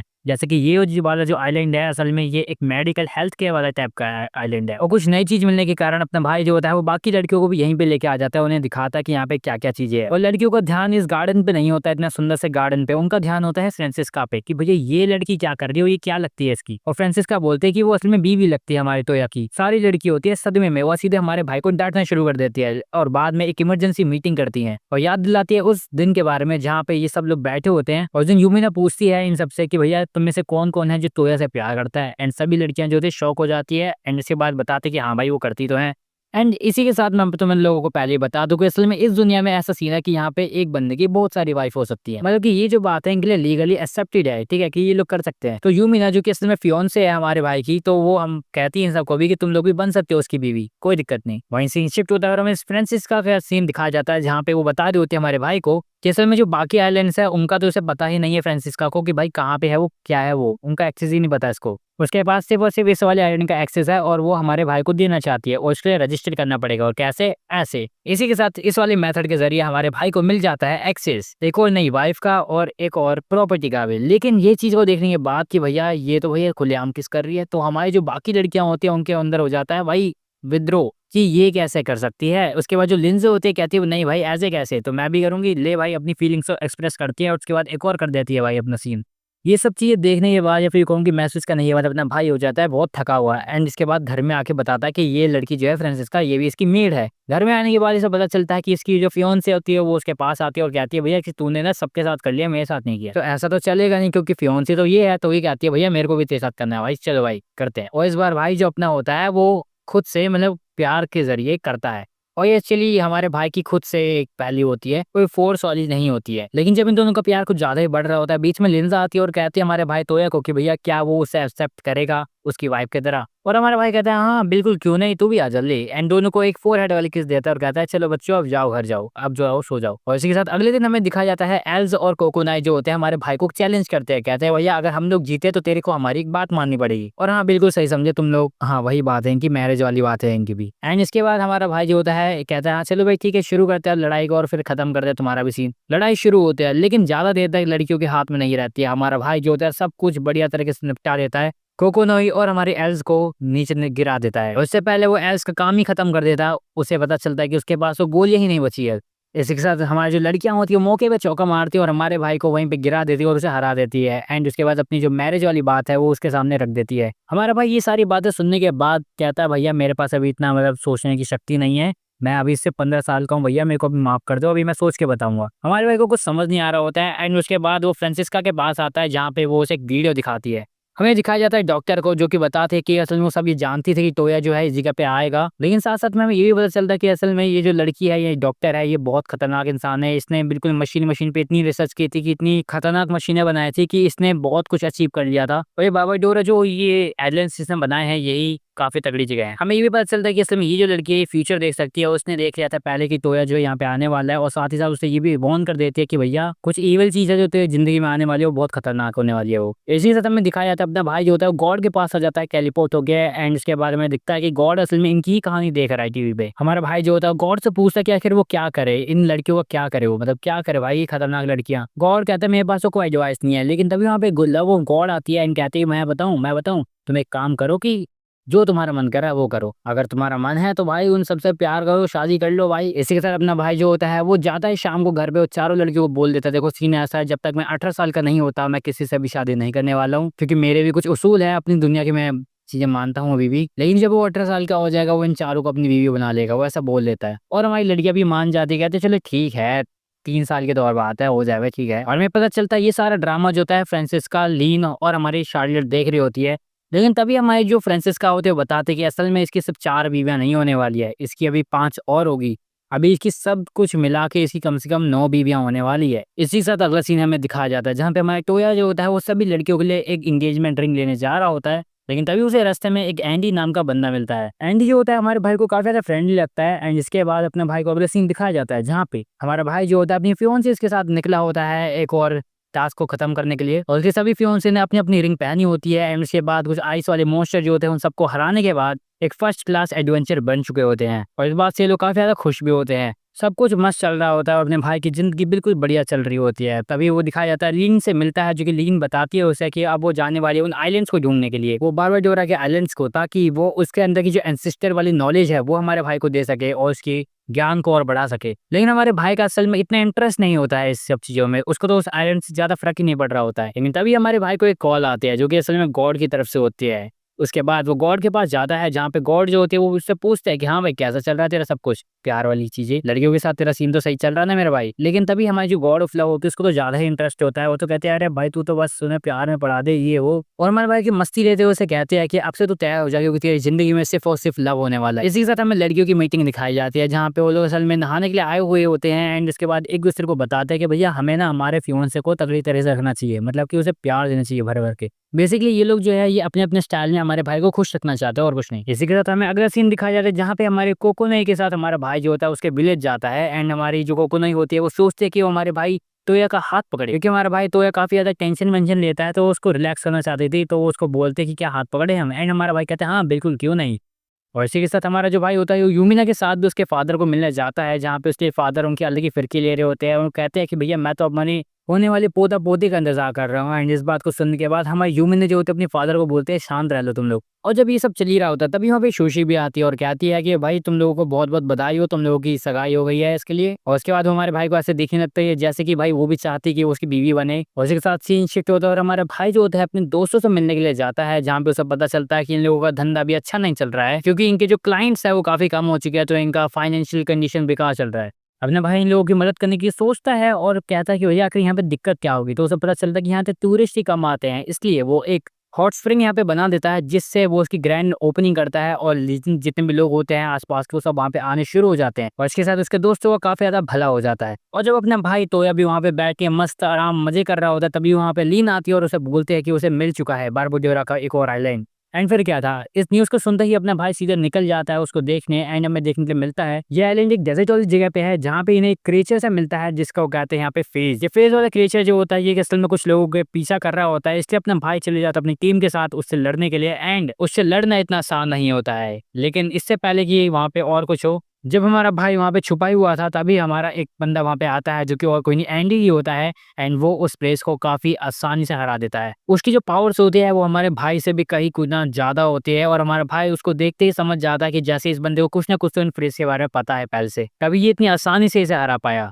और इससे पहले कि हमारा भाई उससे और कुछ पूछता वो वहां से सीधे भग जाता है, गायब हो जाता है और हमारा भाई बस उसके बारे में सोचता ही रह जाता है। अभी अपना भाई उन बाकी लोगों से मिलता है और नोटिस करता है कि इन लोगों के कॉलर पे असल में एक तरह का बैंड है जिससे कि असल में इन लोगों की जो लोकेशन है वो ट्रैक हो पा रही है। एंड जिसके बाद अपना भाई जो होता है अपनी टेक्निक का इस्तेमाल करता है और इन लोगों की जो बैंड है इसको हटा देता है जिससे कि ये लोग जो है ये अपनी एक नई जिंदगी की शुरुआत कर सके और एक नई जगह पे जा पाए, ताकि वरना ये जो फ्रेज है ये इन लोगों की जो लोकेशन है वरना ट्रैक कर देता और इनको कहीं एक नई जिंदगी की शुरुआत नहीं करने देता। लेकिन अभी जितने भी लोग हैं अभी ये फ्री है एंड ये कहीं भी जा सकते हैं अभी जहाँ चाहें। तभी हमें लीन को दिखाया जाता है जो कि हमारे भाई से कुछ सवाल पूछती है। वो कहती है कि आखिर वो तेरा नया दोस्त था कौन, वो बंदा जो कि बस 2 सेकंड के लिए आया उस बंदे को फ्रेज को मार के निकल गया। अपना भाई बताता है कि असल में उसने एंडी की मदद की थी रजिस्ट्रेशन करने में गिल्ड में ताकि वो थोड़े पैसे कमा पाए और उसने हमारे भाई को ग्रेटिट्यूड के रूप में एक छोटा सा जो कॉइन या फिर टोकन कह लो ये चीज दी जो कि बहुत पुरानी सदी का है। लीन को एंडी पे काफी ज्यादा शक होने लगा था क्योंकि ये पहले तो ये कॉइन, दूसरा वो फेस की कमजोरियां पता होना, उनके साथ पहले से फैमिलियर होना और साथ ही साथ गर्मी में स्कार्फ कौन पहनता है वे, कुछ तो लफड़ा है भाई यहाँ पे। और इसी के साथ जो पूरा का पूरा ग्रुप होता है वो उस बंदे से सतर्क हो जाता है, कहता है भैया ये बंदा कुछ ना कुछ तो हरकतें करने के मोड में है तो इसके ऊपर हम नजर रखेंगे अगली बार से और पता लगाएंगे कि आखिर करना क्या चाहता है। तभी हमारा भाई जो तोया होता है वो बोलता है कि अगर इन फेजेस ने हम पे इन्वेजन कर दिया तो हम तो इन्हें हरा ही नहीं पाएंगे, ऐसे तो ये लोग तो बहुत ज्यादा ताकतवर है। लेकिन अपनी तभी हमारी जो फ्रांसिस्का होती है वो बताती है कि नहीं, असल में एक बारबाडोरा का एक ऐसा भी आइलैंड है जिसमें वेयर हाउस है जहाँ पे वेपन्स बनाए रखे होते हैं और काफी की वेपन्स भी वहाँ पे होते हैं जो कि इन फेजेस को हरा सकते हैं। और इसके बाद अपना जो भाई होता है वो काफ़ी ज़्यादा खुश हो जाता है, कहता है चलो ठीक है फिर हम उस आइलैंड को ही ढूंढेंगे जिसमें असल में वेपन्स रखे हैं। अपना भाई रून के पास जाता है, उसे एक्टिवेट करने के बाद सीधे पहुंच जाता है वेयर हाउस वाले आइलैंड के ऊपर, जहाँ पे उसे एक और एंड्रॉइड वाली लड़की मिलती है जिसका नाम होता है रोजेटा।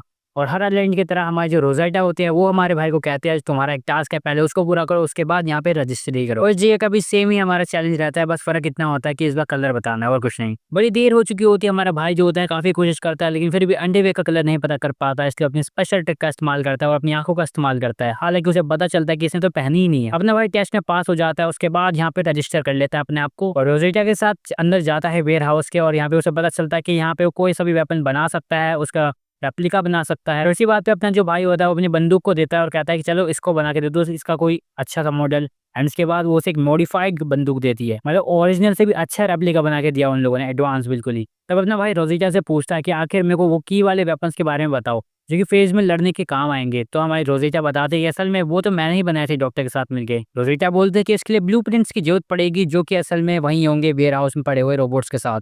उसके बाद वहीं हमें दिखाया जाता है अपना भाई जो होता है चले जाता है बिजनेस को देखने, जो कि असल में उसने बना के दिया था इन स्लेव्स वाले लोगों को जो कि अभी अभी लिबरेट हुए हैं। एंड अपना भाई जो होता है इनकी मदद करने के लिए ये सब किया था।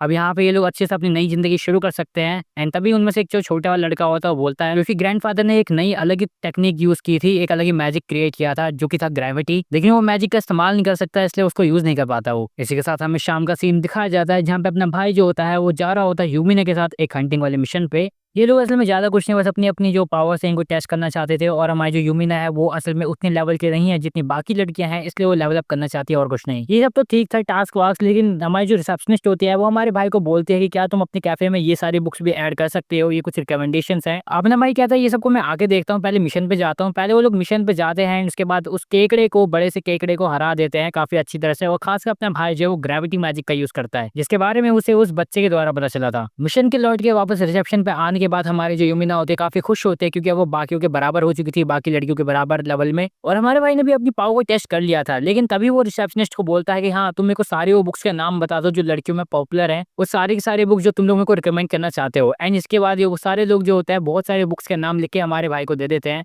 एंड इसके बाद इतनी बड़ी लिस्ट को हमारा भाई जो होता है कहता है कि इनको लाऊंगा कहाँ से बुक्स को। एंड जो यूमिना कहते हैं कि मेरे एक दोस्त है वो एक असल में इन सारी बुक्स के ऑथर भी है, उसके पास ये सारी बुक्स होगी। फिर क्या था अपना लौंडा पहुंच जाता है सीधे उस सिटी की लाइब्रेरी में और वहां से वो बुक्स ले लेता है। लेकिन तभी एक लड़की आती है और कहती है कि क्या तुम प्लीज मेरे को ये वाली बुक दे सकते हो, ये मेरे पे नहीं है। एंड उसकी ऐसी भोली सी शक्ल देखने के बाद अपने भाई जो होता है वो कहता है कि चल यार ठीक है तू एक काम कर, इसकी डुप्लीकेट मैं बना देता हूँ, उसके बाद वो तू ले ले। एंड हमें पता चलता है ये लड़की असल में और कोई नहीं बल्कि वही यूमिना की दोस्त और हमारी वो ऑथर ही है। और अपने भाई इसको एक रेप्लिका दे देता है उस बुक का। अब कैफे में सारी वो बुक्स आ चुकी होती है और लड़कियां बिल्कुल पागल हो रही होती है कि भैया ये तो क्या भाई एक नंबर की बुकें आ गई, भाई मजा आ गया आज तो। अब अपना लौंडा एक एंटरप्रेन्योर बन चुका होता है भाई, बिजनेस भाई अपने भाई ने इतने खड़े कर दिए कि भाई क्या ही बोले। हमारा मेन कैरेक्टर तोया जो है वो 4 लड़कियों का पति और एक एंटरप्रेन्योर बन चुका है जिसके पास बिलियन की संपत्ति रखी हुई है। तभी हमें शाम का सीन दिखाया जाता है जहाँ पे एल्स जो होती है वो हमारा इंतजार कर रही होती है हमारे लौंडे का।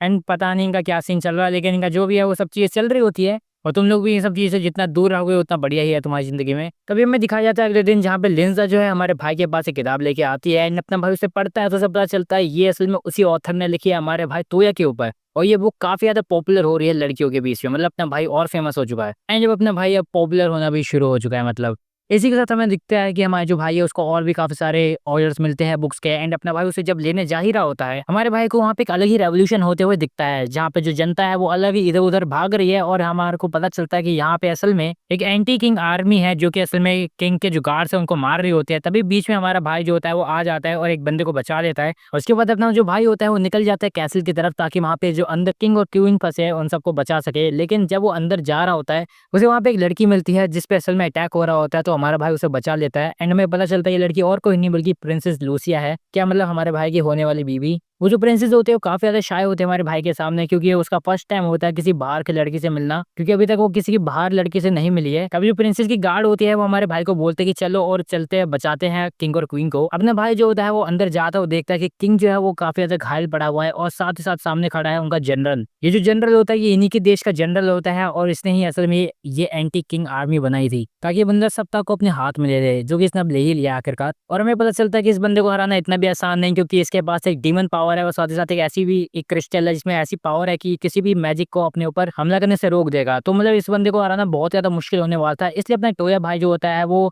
टेम्परेरी यहाँ से निकल जाता है। किंग क्वीन और बाकी लोगों को सेफ रखने के बाद अपना भाई जो होता है वो जनरल को थोड़ा ह्यूमिलेट करते हुए वहां से निकल जाता है, क्योंकि उसने सोचा होता है कि वो पहले जाएगा और थोड़ी सी आर्मी जो अपनी वो लेके आएगा यहाँ पे, तब अटैक करेगा। और जाने से पहले अपना जो भाई होता है वो पूरी रॉयल फैमिली को बचा लेता है। घर में आने के बाद अपना भाई जो होता है सभी लेडीज के साथ बैठता है और उन्हें बताता है कि भैया ऐसा ऐसा सीन हो गया, तुम लोगों की जरूरत है, चल रहे हैं और बचा रहे हैं उन लोगों को। अभी लोग जंग पे जा रहे होते हैं, इसलिए ये हमारा जो भाई होता है पहले वेयर हाउस जाता है, वहां पे हथियार बना रहा होता है। तभी रोज से उसके साथ बातें होती है, जहाँ पे रोज उसे बताती है कि ये जो भी स्टोन ब्रेसलेट ये सब चीजें जो है ये असल में वो डॉक्टर की बनाई हुई चीजें सारी, जो कि असल में साइलेंस से गिर गई थी इसकी अच्छे से देखभाल ना करने के कारण। और इन फ्यूचर हमारे भाई को ऐसे और भी बहुत सारे इविल लोगों से सामना होगा उसका, या फिर कोई अच्छे लोगों से भी सामना हो सकता है जिनके पास ये आर्टिफैक्ट्स हो।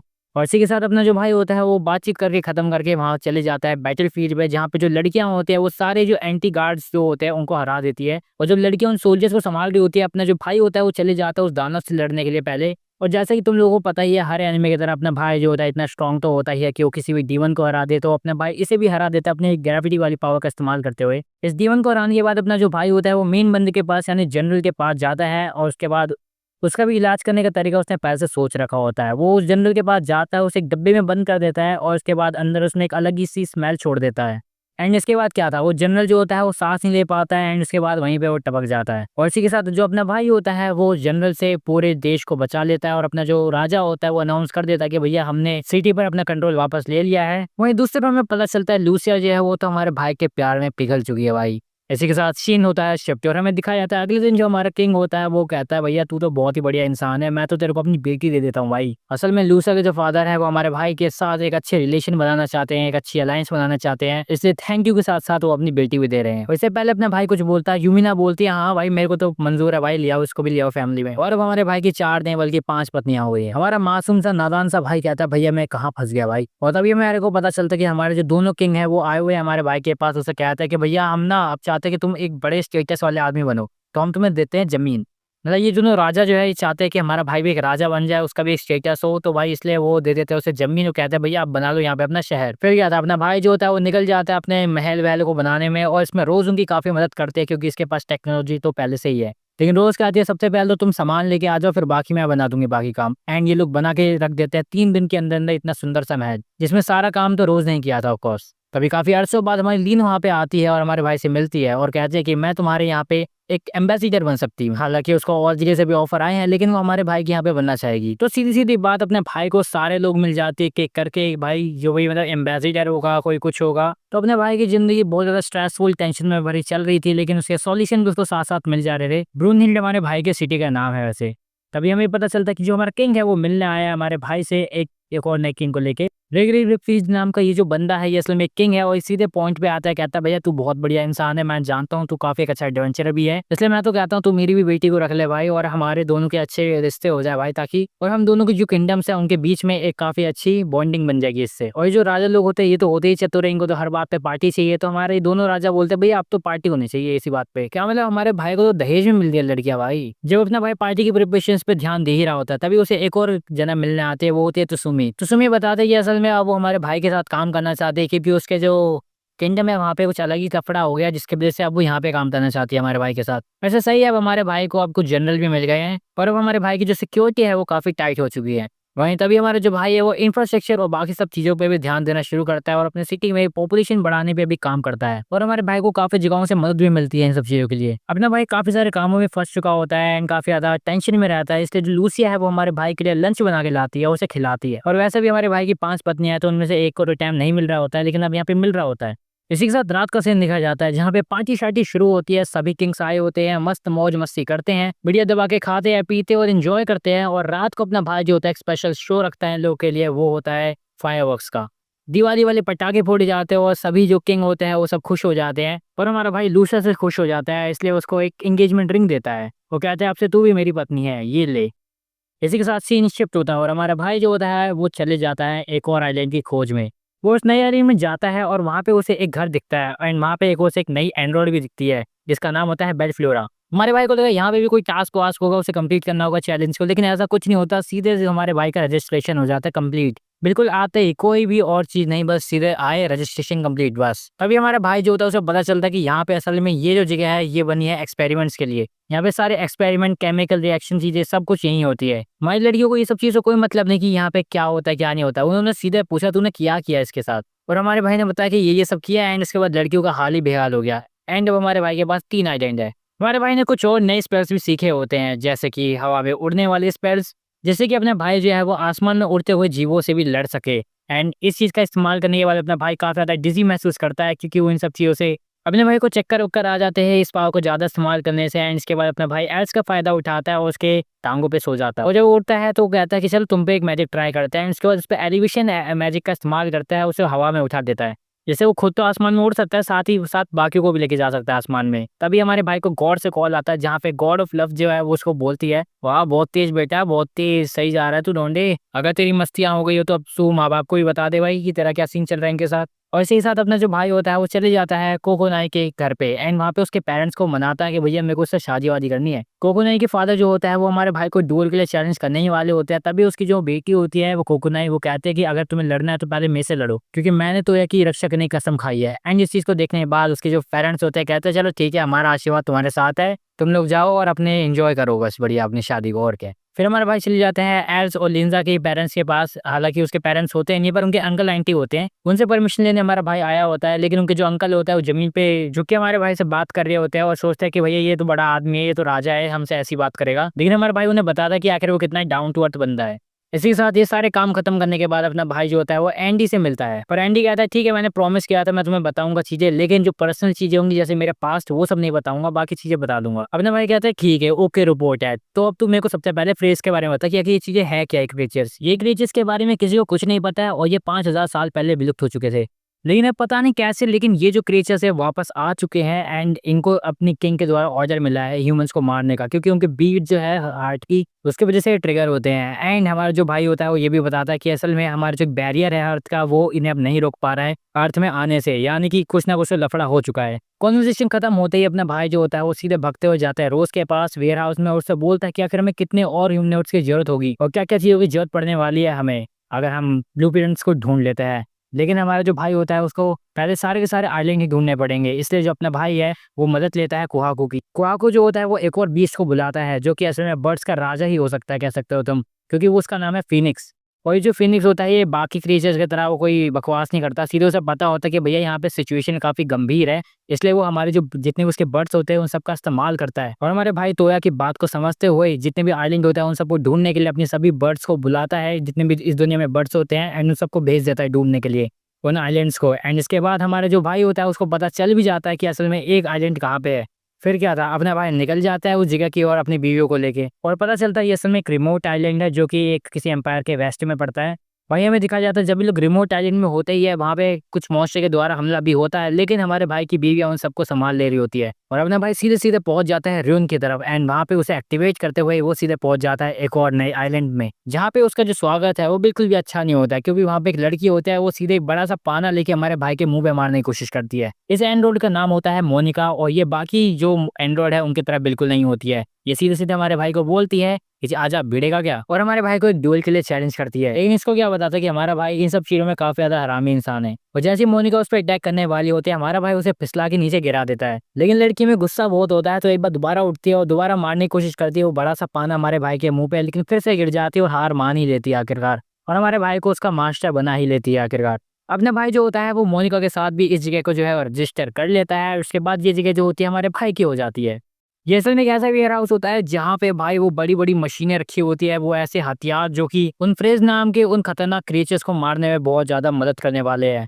एंड जब हमारे भाई इन मशीनों को देखता है हमारे भाई की बिल्कुल आंखें फटी की फटी रह जाती है, क्योंकि इतने बड़े खतरनाक से हथियार होते हैं ये, बिल्कुल ही पावर रेंजर के मेगाजॉर्ड की तरह ये बंदा लग रहा होता है। हमारा भाई कहते हैं इसको चलाओ अभी, लेकिन हमारी जो लड़की होती है मोनिका बताते हैं कि असल में तो चलते ही नहीं है, क्योंकि इनके अंदर फ्यूल ही नहीं है, तो फ्यूल चाहिए पहले, उसके लिए चाहिए लेबोरेटरी, और लेबोरेटरी का तुम्हारे पास तो एक्सेस है ही नहीं। इसलिए हमारा जो भाई होता है वो सोचता है एक मिनट मेरे पास लेकिन कुछ और तो है, और वो बेल फ्लोरा के पास जाता है और कहता है कि बेल फ्लोरा जो है वो अपनी कुछ केमिस्ट्री वेमिस्ट्री लगा के भाई कुछ नया फ्यूल व्यूल सा बना दे इसके अंदर डालने के लिए। लेकिन बेल फ्लोरा बताती है भैया ये इतना भी आसान नहीं है, क्योंकि इसके अंदर जो फ्यूल लगेगा उसके लिए चाहिए कुछ रेयर एलिमेंट जो कि मेरे पास तो नहीं है। और उस फ्यूल को बनाने में मिनिमम 1 महीना तो लगने ही वाला है। जब अपना भाई निराश हो रहा होता है तब हमारी बेल्फ्लोरा बोलती है कि ऐसा करते हैं, मैं खुद का नया फ्यूल बनाती हूँ, उसके लिए जो एलिमेंट्स चाहिए वो भी तुम्हें लेकिन ढूंढने ही पड़ेंगे। एंड अपने भाई को वो सारे एलिमेंट्स मिल जाते हैं, जो एलिमेंट्स उसे चाहिए होता है वो अपने भाई जो है वो ले आता है एंड इसके बाद उसे दे देता है। एंड इसके बाद हमें पता चलता है 1 महीने बाद हमारा फ्यूल तैयार हो जाएगा। लेकिन समय काफी कीमती चीज है दोस्तों, ये बात हमारे भाई तो नहीं जानता था, लेकिन उसके जो मोनिका और बाकी उसके साथी है वो तो जानते थे। इसलिए वो एक वीआर टाइप चीज बनाते हैं जिससे हमारा भाई जो है वो प्रैक्टिस कर सके कि आखिर इन बड़ी सी मशीनों को चलाते कैसे है, इनका कंट्रोल कैसे करना है इन्हें। और जब हमारा भाई अपने महल में होता है अगले दिन, तब हमारे बिल्कुल पीछे से सुशी आती है और कहती है कि प्लीज मेरे को अपना बना लो। और तब हमें पता चलता है सुशी का असल में सीन ऐसा हुआ है कि उसको एक तगड़े बंदे के साथ, मतलब जो ऐसा बंदा है वो जो लड़कियों पे अत्याचार करता है, उसके साथ हमारी ये सुशी का जो है ये रिश्ता पक्का हो गया है। तो अब सुशी चाहती नहीं है उससे शादी करना, और वो चाहते हैं कि भैया इससे अच्छा कि तोया जो है वो उसको रख ले। और अब इतनी गंभीर समस्या में हमारा भाई पड़ चुका है कि आखिर अब वो क्या करे, सुशी को अपने साथ रख ले या फिर क्या करे। वरना क्योंकि अगर वो सुशी को अपने पास रख लेगा फिर तो विद्रोह हो जाएगा भाई, किंगडम के बीच में लड़ाइयाँ भी हो सकती है।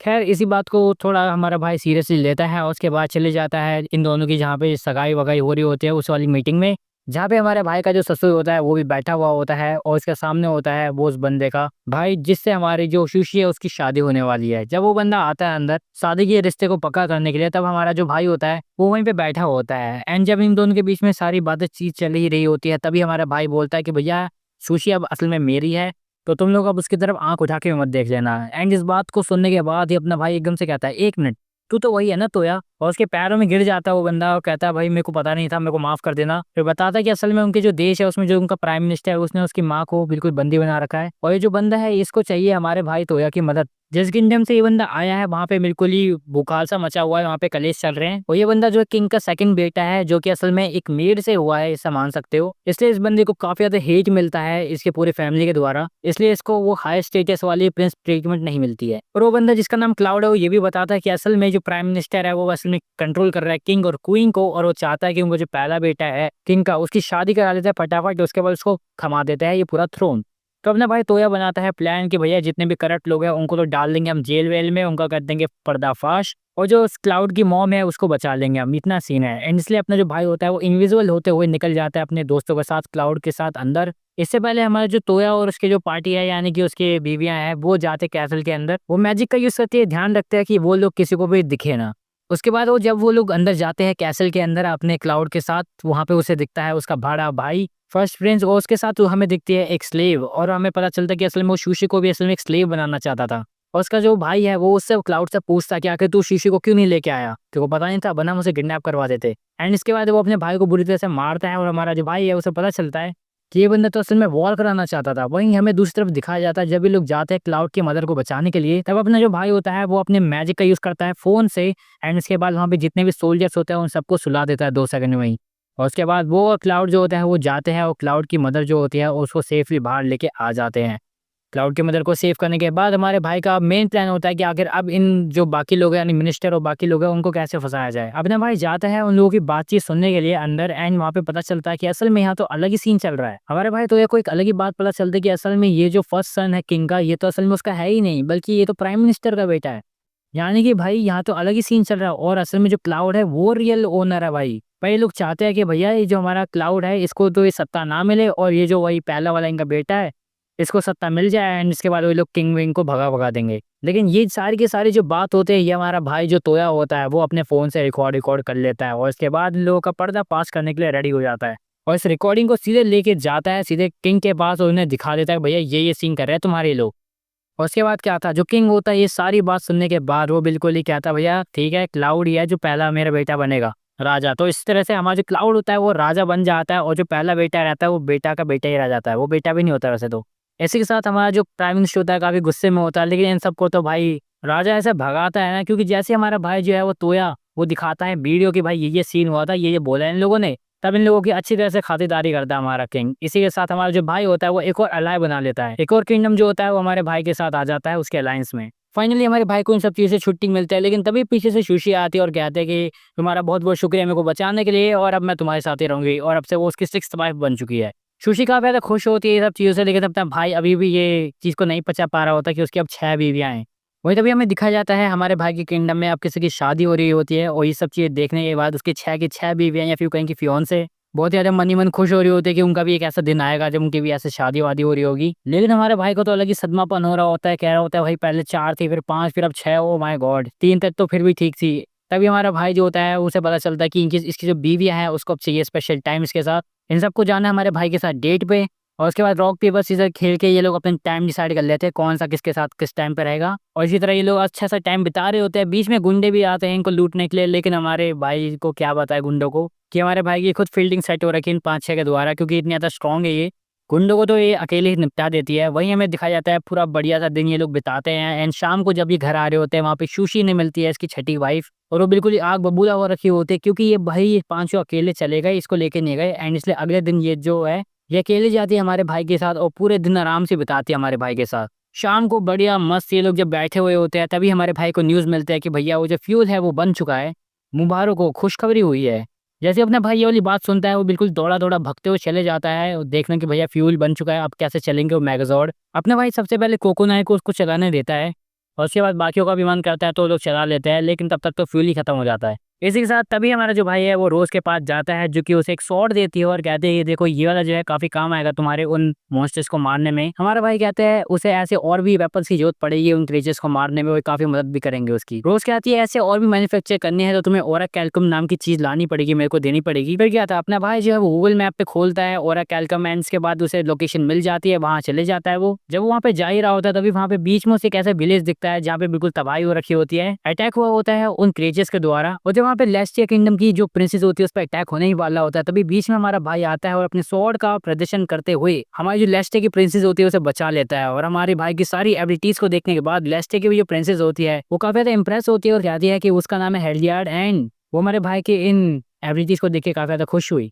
तभी हमारा जो भाई होता है वो अपने आप को भी इंट्रोड्यूस करता है और ज़मीन पे पड़े हुए जो ओर होता है उसको उठा लेता है। तभी वो जो लड़की होती है हेल्डियार्ड वो नोटिस करते हैं हमारे भाई की स्वॉर्ड को और कहती है भाई इतनी पावरफुल स्वॉर्ड काश मेरे पास भी ऐसी होती, ये काफ़ी ज़्यादा कमाल की है। जब वो ये सब चीज़ें बोल ही रहे होते हैं हमारा भाई कहता है कि चलो ये तो अच्छा मौका है, चलो अभी इस टाइम पे मौके पे चौका मारता हूँ। वो लेस्टिया किंगडम के साथ अच्छे रिलेशन बनाने के लिए उन्हें कुछ स्वॉर्ड्स दे देता है और एक और लड़की का दिल चुरा लेता है।